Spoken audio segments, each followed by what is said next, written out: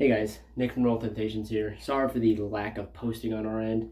I've been wanting to back into it for a while now. However, we have recently moved into a new house a few months ago, and then unpacking and with life kind of doing its own thing, kind of got away from me. But now that we are, for the most part, settled in and back to our normal routine, I plan on going back through, trying to do either one or two uploads a week, preferably one at the minimum, because it was kind of lackluster before. So, and if my voice sounds different, I've been sick for the past few days, so I thought, what better time than to start now? Might crank out a few videos today just to be posting for the upcoming weeks while we think of new stuff to post. But for the most part, I think our first upload for a while would be us going through and showing you our new reptile room, because now we have a full dedicated room that we hope to expand upon, work new projects, new species, and then just overall have more animals, make better quality animals, and then give you guys better content for the future. So let's get right into it. We walk down here real fast. Plan on adding a few things. We get greeted by the mutts that down here with me as I clean today. And in this corner, the second you turn right inside, I plan on eventually having this as my crested gecko corner, pretty much. I have been many videos about my cresties, but I plan on doing more content within the future. This started as just something me and my niece kind of liked getting into, just like how me and my dad had the snakes as our hobby.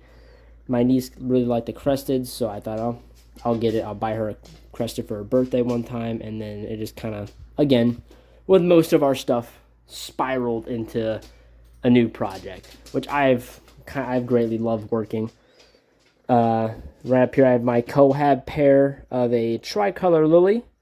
Just tricolor lily male to a harlequin male that my old manager gave me. I got a male and a female as a parting gift when I left the old store I worked at. He just kind of gave them to me and said, "Here, parting gift." I have the harlequin male I just talked about, and the original crested gecko I got my niece down in that tub. Eventually, I will have a full wall of 16 by 16 by 24 enclosures. I am currently having them shipped here. I'm waiting on them to get in, but eventually this whole recessed portion of the wall will just be full enclosures that I'm going to deck out, make really nice. So this kind of adds to an aesthetic for the room downstairs. And then over here, I got my two pickups from this last October Tinley show. On the left, I got a lily white hexanthic male, which I got for a steal. I have to find the card if I can. I'll try to add a little disclaimer in the comments. But they are running a 20% off deal, and I couldn't pass that up. And then the female was a pos het exanthic girl that we saw at the auction, and I just do a nice little bid on just to start it off, and I guess no one else really wanted to bid on it, and I eventually won. And then up here in the shoebox enclosures, same thing. This recessed portion will be the big tanks, and then this smaller section on the side, I plan on putting a shelf kind of similar to this, but I have smaller enclosures that are similar to that in nature, like the 10 gallons, but small enough for the hatchlings, and then a size just barely up for the juveniles and grow outs. But I plan on having this whole portion right here just geckos, just to kind of expand upon that. Up here we have my male leopard gecko, although he is pretty much never out up until I start getting bugs out to feed him. So I probably won't see him at all today. But moving on to the right side of the room, we have our 50-40 series rack and our 70-30 series rack. We might move the layout a bit in the future. This is just kind of what we had when we moved in, and we just kind of let it stick for now, but eventually we probably will redo and move stuff around come summer or spring when it's nice and warm out. We can have the windows open and do more work. I'll probably be making another video today going on our pairings for 2026. We have a lot of exciting stuff. I'll also be making another video going over our clutches from the end of 2025, because we got some really exciting stuff. Especially I had a few sheds go out, and I've proven out a lot of the babies, and I have a lot of females and adults in here that have proved out for genes that I was either wanting, or we hit combos that I was really, really wanting. So that'd be another video I'll go over later. But for them, pretty much same thing. It's just all of our 70 series tubs are mostly all of our big girls. And this pretty girl right here, she's actually one of the females I'll be getting out later when like I said, when I go over those babies from the last clutch. As we move more over to the side, we start seeing the tortoise tanks, which eventually I plan on, hopefully when it's nice and warm out in the summer, for at least for the big one for now, because I have a few redfoots down here, but I have my big gal up here for my cherry head. I plan on making an outdoor enclosure for the summer and spring months. Granted, I can't keep her out there all year because unfortunately we live in the Northwest and it gets cold. We've gotten a lot of snow and its temperatures are just dropping. Wish we had Florida weather. I'd have these guys outside year round, but unfortunately we aren't that lucky. So eventually she will probably get moved out of this enclosure in the spring, summer, and this will pretty much be a temporary winter enclosure. That, or I have something over here on the side, pretty much one of like those pond liners to keep her in. And then down here, I got my baby redfoots I got on a Morph Market auction. Same deal with them. Once they're big enough, they'll probably get moved outside. Well, can't say probably. They will get moved outside eventually, and then brought back inside either in the reptile room or the barn once I get that finished as well. And down here I have my cohabbed leopard geckos, all females.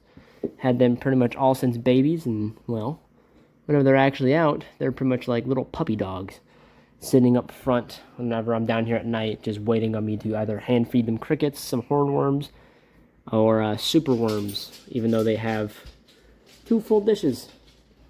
Every now and again they realize they have some worms down there and they kind of crowd around like dogs. But yeah, they're all sleeping right now because it's still pretty early in the day. But moving on over, then we got our incubator. It's pretty much our spare incubator because we left the old incubator at our old house with my brother up until we can eventually get it over here. But for now, just over there. We actually do have a clutch in here right now. It is not one of ours, unfortunately. It is a buddy of ours who is not expecting his female to lay for about another month. So he didn't have his incubator set up quite yet. And she just popped them out. So we decided, hey, we'll take them, we'll incubate them for the meantime up until he is ready to get the babies, in which case will probably be in about another 50-ish days because these guys just got put in here very recently. Sliding over another portion. It's a lot of sliding over today. I got my hog noses. Same thing with the geckos. I have more enclosures coming in. I want to take the hoggies out of these enclosures and put them in something that we can see them a little better. They've grown well in the opaque VE racks, but I like them. They seem a little bit more personal, like this girl right here, Ariel. She likes to come up front whenever we open up. Oh, baby. Oh, mamas. Oh, yeah. So a lot of the hog noses are more personal than the ball pythons. We have a few that are over there are balls that are pretty personable, but these guys are always, like, see, I started touching some of the enclosures, and they all start coming up front, and they'll just sit up here waiting for me to either open them up, get them out, or, for the most part, in some of their cases, waiting on them to feed them. Today is feeding day, so a lot of our stuff is pretty active. Moving over, one of our original custom-built hatchling racks, which we just holds FB10 rebreeder tubs. We just pretty much I forget if we bought these tubs outright from Freedom Breeder or if we had someone around us. I'm pretty sure we got these as a Facebook deal, and well, we didn't have a Freedom Breeder rack to put them in, so we just went to our local hardware store, bought some 4x8 sheets of PVC, and then just say, you know what, take a day in the middle of summer, and then just banged out a rack pretty much, and it's held its weight. So it's definitely a nice little thing that when we have our main hatchling rack on either side, they get filled up. We like to just bust this big bad boy out and well, have it on hand. Especially because this is mostly all of our stuff that is eventually going to be selling. Because, well, holdbacks go to this side of the rack. Stuff that is not a holdback or we may wait on for a bit. or sell. I think it goes on that side of that rack or in here. There's actually one in here I do have to take out of here to be this boy, which I'll, in another video later, like I said, I'll explain a little bit more. There's a nice little story with him. Then moving over, got one half of our hatchling rack, which I'll explain a bit more. You've probably seen this in our previous videos. It is our 1065 series ARS rack, which we just split in two, bought an extra wheelbase for it, and then made pretty much a custom tabletop. We kind of got tired of using the fold-out tables and then having to put them away and clean them all, and then just kind of having to tuck them away somewhere. We wanted something that was more permanent, so we just did this, and so far, for the couple years we've had it, it's worked nice. It's like a nice centerpiece, especially when people come down here. We have people come over to get animals from us or they have questions. They always like the custom table. I eventually want to do something more with the top and add more stickers, but I just haven't really pushed myself that far. I don't really want to ruin the tabletop, but eventually I might just say screw it and do it. But like I said, all these guys are holdbacks. I'll probably go over a review with them because there's some nice animals in here that I really want to discuss. They were from we had a lot of our projects we were wanting to hit from our previous 2025 clutches, and we actually did hit some of the projects we were working on, and that was nice. So a lot of those guys became holdbacks. And then, like I said, same thing over here. This stuff that we were selling pretty much. If anyone is following our Facebook, you may have saw these pied babies back around just after Halloween. And we just pretty much called them our Halloween clutch because they all pretty much hatched out on October 31st. And pretty much all of these guys, except for one, just sold immediately. We had people put money down on them, and they were not disappointed. A little annoying because most people want them on frozen, and shockingly, this is the one clutch that we have been having the most trouble with getting on frozen. Most of our clutches you can get on frozen thawed pretty easily, but we have a few stragglers left. Like we have 1, 2, 3 left out of the 6 that were just, they refuse. We keep working them. We get a few strikes finally. We've been getting strikes on our frozens, but they just won't go that little extra hop and actually fully take them. And then if you saw above the table, I did a nice little thing for my dad because he wanted his gaming room again. So brought down one half of our sectional that we had, and then when he wasn't home from home and he was at work, I just quickly went through, took his TV, mounted it up, did a bunch of cable man for him, and got his whole gaming setup down here all set up in Spiffy.